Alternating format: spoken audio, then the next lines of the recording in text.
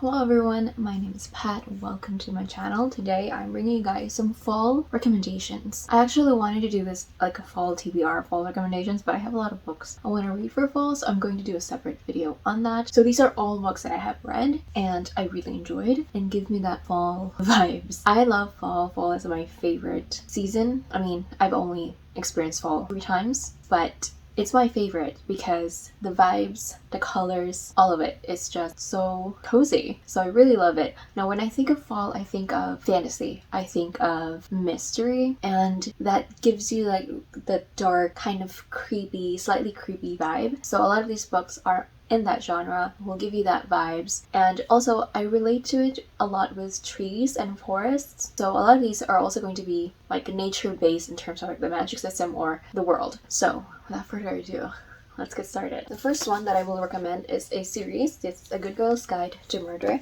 by Holly Jackson. The third book actually comes out in a few days, which is on September 28th. So the first book is A Good Girl's Guide to Murder and second book is Good Girl, Bad Blood. So the main protagonist here is Pip. This murder case that happened to their town a few years ago, where a very popular schoolmate of hers gets murdered and the murderer was pinned to the boyfriend, and she doesn't believe that the boyfriend did it. So as her final school project, under the guise of going over the case or representing the case, she actually reinvestigates the case and covers a lot of things about what happened during that time and all the things that the police discovered that they didn't tell the public. So, and usually with YA mysteries, I would find them very easy to like guess the twist and what happened, but this one I didn't. It was so fun to watch Pip like really discover this one, and I love how, especially in the second book, we really like dive deep into how the experiences in the first book has affected Pip and the people around her and how that has changed her. I can't wait for the third book. Definitely will be reading that this fall. A recent read of mine, The Ivies by Alexa Dunn. This is a murder mystery as well, involving 5 girls called the Ivies. They attend this really like posh prep school. This is during their senior year. They're preparing to go to one of the Ivy League schools. That's why they call the Ivies. So each of them have an assigned Ivies, and one of the girls gets murdered around a time that they receive news of if they were able to get into the schools that they wanted. And so it's an exploration of that, like what happened to one of the Ivies, who did it, why they did it, and all the circumstances around that. And what I really love about this is the portrayal of the characters, because the characters definitely are not likable. They are what you would call, they have a gray morality. They are not good at all. They have some goodness in them, but the things that they do, they are ruthless and they're definitely scheming. And I love exploring how the girls get rid of their competitions so that they can get into these Ivy League schools or have the best chance of getting to these Ivy League schools, because they're so smart. They only need to do like the tiniest manipulation, the tiniest things to sabotage whoever is, their rivals. And I just really enjoy that one. And I also really appreciated the ending. I know some people didn't like the ending. I did, because I felt like it was a very true ending to our character that we were following, which is Olivia, which is in a way the most odd girl in the group, because all 4 of the girls, all of the other girls are very rich, have really great connections, and she doesn't. She's actually on scholarship. So we're also kind of figuring out why she was chosen to be part of. Fall is also Dark Academia. So this one is a quintessential, if you haven't read this one, it's like the Dark Academia book. That is The Secret History by Donna Tartt. I read this one, I think around the time or like right before Dark Academia became a huge thing, and a lot of people were starting to read this one. I loved it so much. I actually don't remember it being this thick because I borrowed my copy, the one that I read, from the library, and it was like the paperback version, and it was like smaller than this size, like compared to it, like it's like a regular paperback size. I don't remember it being this long, but I remember just really loving that. And again, very similar to the Ivies, the characters there are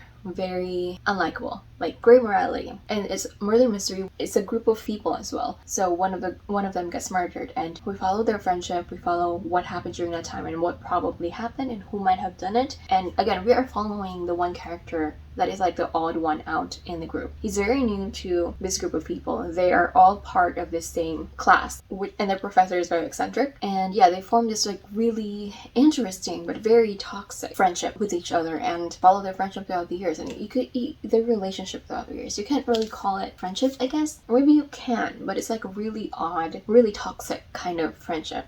So if you still have not read this one, read it. I know it looks really intimidating, like in this form. I swear that paperback version that I read doesn't look like this, but I got this one from Book of the Month. It really is. It's a great criticism of academia itself as well. So yeah, and also the inside, although the Book of the Month editions have this embossing, they're usually just a plain hardcover, but I really like the colors of this one. Like, it's a maroon color. It's very like fall kind of colors. Another one that I recently read, Beasts of Extraordinary Circumstance. Now this one could also go into winter because there are like certain parts of this that is set during winter, but I love this one. I rated this one a 5 stars if I remember. Yeah, 5 stars. This is following the story of Waylon, who gets orphaned at a very young age and gets taken in by a pack of wolves. But this story, his story, is told through the perspective of the people that he meets throughout his life. And we discover that Waylon also has certain powers, certain capabilities, and throughout his life he's felt like a lot of the times he's put the people that he loved in danger, partly because of his abilities. And he falls in love with this girl that he met when he was very young. I think she was really like his very first true friend, and he's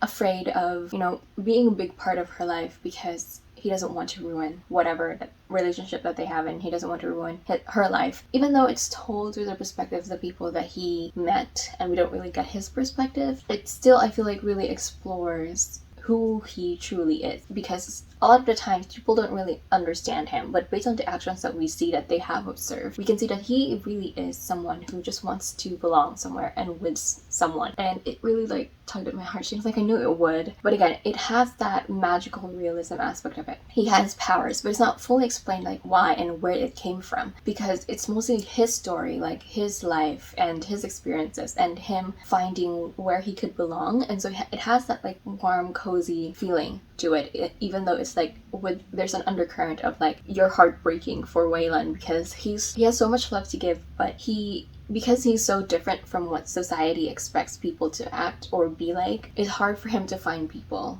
to show that love and to be comfortable with showing that love and care that he has. It made me cry a lot. It's just a really heartwarming story. If you're down to read something heartwarming, slightly heartbreaking, with a dash of magical realism, and it's a story about love and family and belonging, read this one. Another one that I recently read, Among Louise and Briars by Ashley Poston. Standalone fantasy following our main character, Ceres. She lives in this kingdom where there is no like suffering. Like there's no drought, there's no disease, there's no famine, and it's very peaceful. And they are protected by the lady. They have this long history of one of their kings saving them and earning a crown from the lady, which is kind of like a goddess in some sort. But in here, Ceres is very close to the crown princess of the kingdom, and the crown princess gets crowned as the next queen. During the coronation, things from the forbidden woods suddenly attack the people, and the queen disrupts the coronation. She's the only one who survived in her kingdom, and so she goes into the forest to find the lady to seek help from them. And from there she discovers what it is about the wood and a true history of their kingdom and the other kingdoms that they have never visited, because they're pretty much like enclosed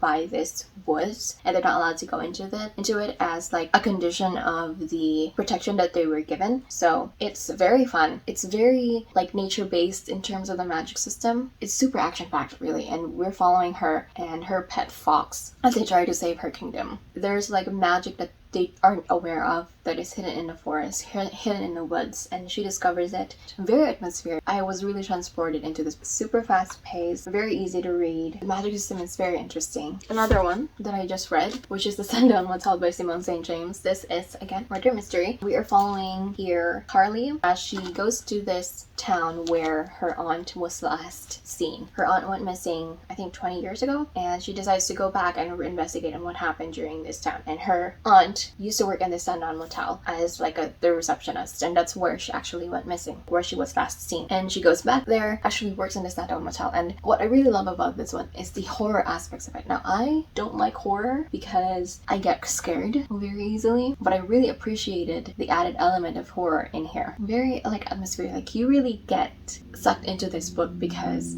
of the writing and just the whole experience of her being in this motel, this haunted hotel, and discovering the secrets during that time that her aunt went missing, and the possibility of a serial killer being present during that time, and her aunt probably discovering something or getting close to the serial killer, and therefore that's why she went. It was a lot of fun. Again, I enjoyed it. I was scared, but I loved it, and just really enjoyed the entire ride, because you can definitely tell that she's getting herself into big trouble, but you can't help but like just follow her, because she's pretty smart herself. Like, she knows what she's doing. She knows that what's happening to her is very dangerous, but she goes on because she wants to discover what happened to her aunt that she never met, but has very, like, what do you call it, suspicious, and things that just don't fall into place in terms of like what really happened, so she wants to investigate it. Creepy vibes. Next one is another book that I read, I think last year around this time, which is Home Before Dark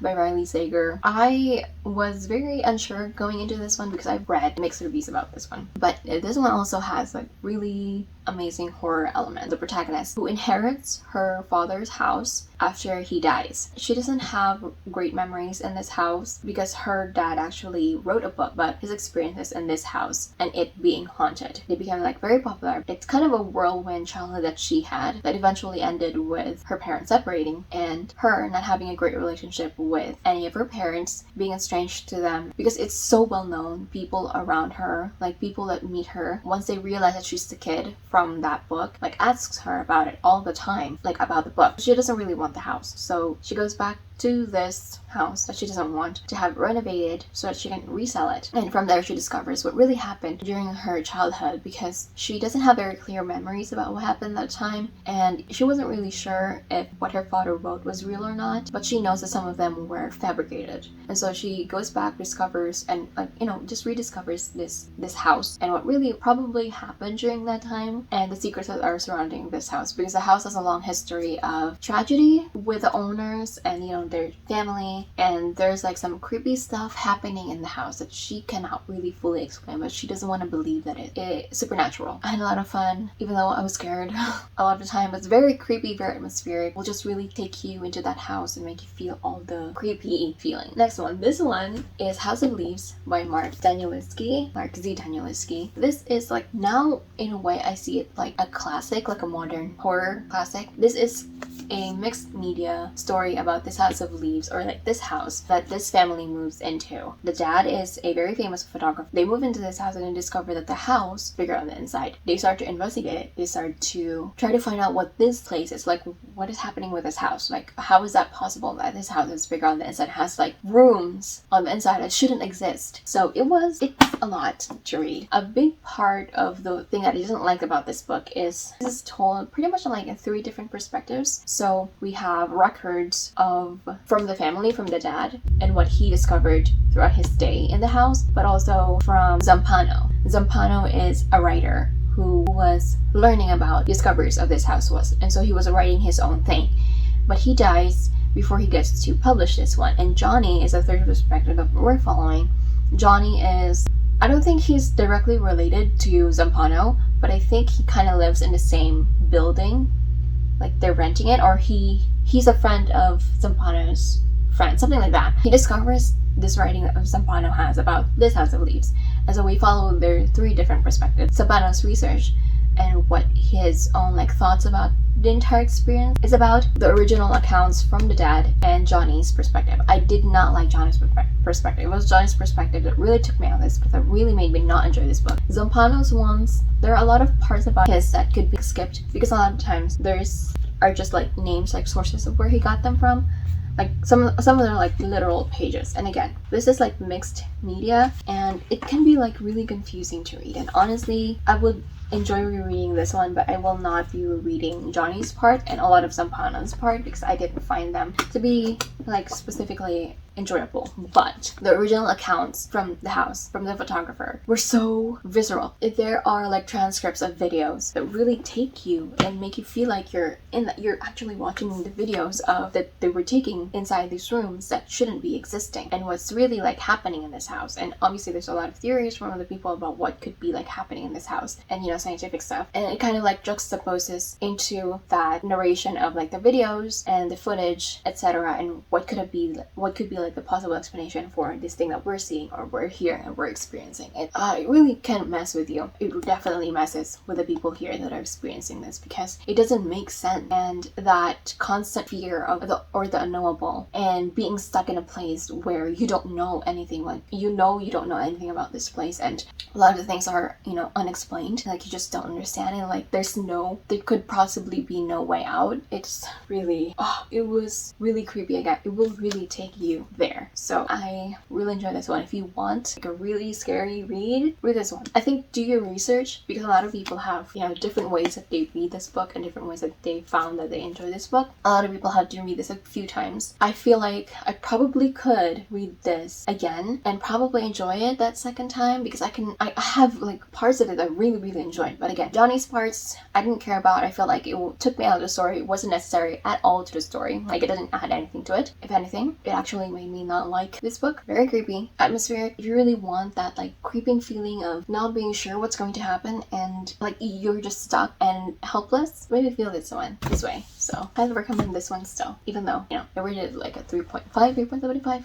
Another one that I recently read is The Whisper Man by Alex North. This is again murder mystery following a father and son duo who moves into this small town, and in this small town it has a history of the serial killer who abducts young boys, and he was supposed to be already like in prison. He was actually soon to be like in death row, I believe, but the son here starts hearing whispers from his window, and the serial killer was called the Whisper Man because he would lure his victims by whispering to them. It reopens this whole investigation of what really happened during that time. If they really caught the killer, could it be a copycat killer, or could it be like an accomplice of the killer, and the father doing whatever he can to protect his son. Very creepy vibes. Scared me quite a bit, because there are like some horror elements in this one, like supernatural, can't really be explained kind of elements, especially after learning about what happened to the father and son, where the mom went, and what happened to them before and how it changed their relationship with each other and them as a family. Again, that just whole vibe of fall and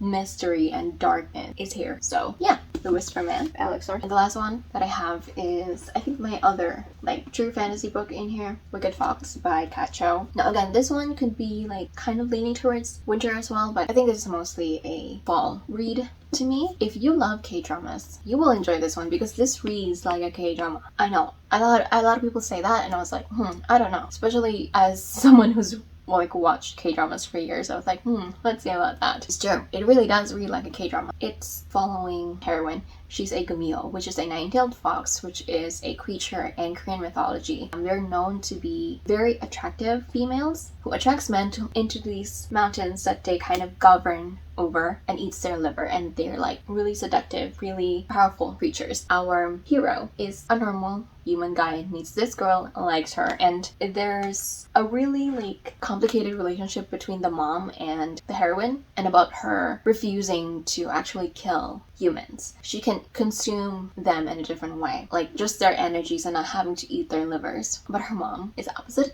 This was just so much fun to read. It feels cozy to me because it reads like a K-drama, and I love K-dramas. They're like my comfort. It's one of my comfort things. Love the lore. I loved the really complicated relationship that we have between our two main leads, and the complicated relationship between the family, and discovering about this whole other like paranormal world that we didn't know existed, or like the hero didn't know exist. A lot of fun. This is a duology. I have read the second book as well. I don't have a copy. And Sun and Soul. So those are all my rec. This is a longer video than expected. I thought I would finish this in like 15-20 minutes. So I hope you guys enjoyed this video, and if you guys have read these books or you have more fall recs, I have a lot more, but I wanted to like narrow it down to the ones that I really enjoyed, that I feel like not a lot of people have talked about, except for a few of them. That's it for this video. I hope you guys enjoyed, and I will see you on my next one.